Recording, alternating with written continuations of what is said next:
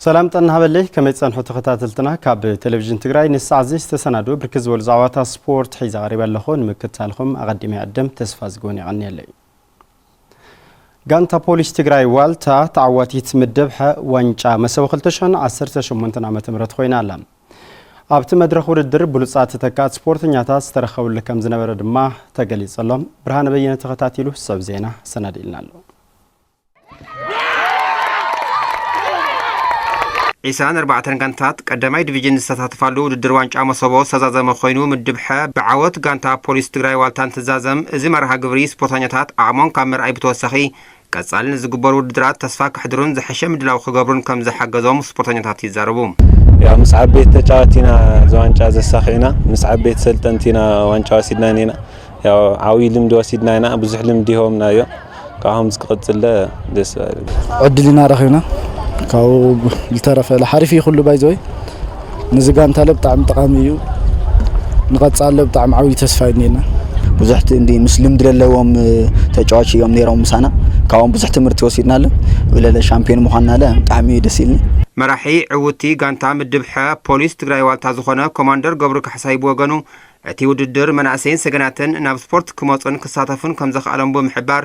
እቲ መርሃ ግብሪ ተጠናኺሩ ክቕጽል ይግባእ ኢሉ መንእሰይ ካብ ኣልባሌ ቦታ ካብ ዝውዕል በብኸባቢኡ ናብነት ሰለስተ ምድብ ሎ በብኸባቢኡ ክወዳደር ብምግባሩ ሓደ ዝለዓለ ጽቡቕ ገጽታ ኣለዎ ዘለካ ዕድል ፈጢርኻ ኣብ ጽቡቕ ደረጃ ንምብጻሕ ጽቡቕ ሃዋህው ዝፈጠረ ዝብል ታሽሙ ዘለና ሓሳብ ፋብሪካ መሰቦ ሲሚንቶ ምንቅስቃስ ስፖርት ትግራይ ከዓብን ክናaqሕን ዝተፋለየ ሓገዛት እናገበረ ከም ዝመጸን ቀጻሊ ኣብ ዝካየዱ ስፖርታዊ ምንቅስቃሳት ዝካኣለ ከም ዝገብርን ኣካየዲ ስራሕቲ ፋብሪካ ኣይተ ክብሪ ኣብ ተወልደ ተዛሪቦም ፋብሪካ ሲሚንቶ መሰቦ ፕሮግራም እዚ ምስ ስፖርት ኮሚሽን ብምዃን ያው ስፖንሰር ክገብር ክኢሉ እዩ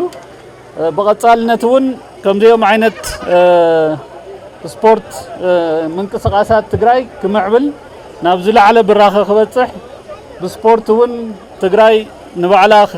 ከጽውዑ ዝኽእሉ ተጻወቲ መናእሰይ ንምፍጣር ቀጻሊ ደገፍ ከም ዝገብር እናገለጽኩ ሎማዓንቲ ዝረኣናዮ ጸወታ ብጣዕሚ ጽቡቕ እዩ ነይሩ እቲ ውድድር ካብ ስፖርታዊ ንሕንሕ ብተወሰኺ ትግራይ ዝውክሉን ናብ ዓበይቲ ጋንታት ክሕረይ ዝኽእሉ ስፖርተኛታትን ዝተርኣይሉን ከም ዝነበረ ዝሓበራ ድማ ኮሚሽነር ኮሚሽን ስፖርት ትግራይ መብራት ሃፍቲ እየን ንትግራይ ወኪሎም ጽቡቓት ተናሓናሕቲ ጋንታታት እውን ንምፍጣር ስለ ዝኾነ ካብዚአን ከዚ ዝሓልፋ ዋንጫ ዝበልዓን ክንደይ ካብ ሕድሕድ ክላስተር ይሕለፍ ዳሕራይ ዝውሰን ኮይኑ ንትግራይ ወኪልን ቀጻሊ 4 ጋንታታት ዝምረጻሉ ናይ መጠቃለሊ ፕሮግራም ድማ ቀጻሊ ነካይድ እዩ ዝኸውን ውድድር ዋንጫ መሰቦ ምድብ بعوت ጋንታ ፖሊስ ትግራይ ዋልታ ሻምፒዮን ብምዃን ተዛዘም ጋንታ ክፍለ ከተማው ኪሓ ድማ ናይ ጸባይ ዋንጫ ተሸሊማ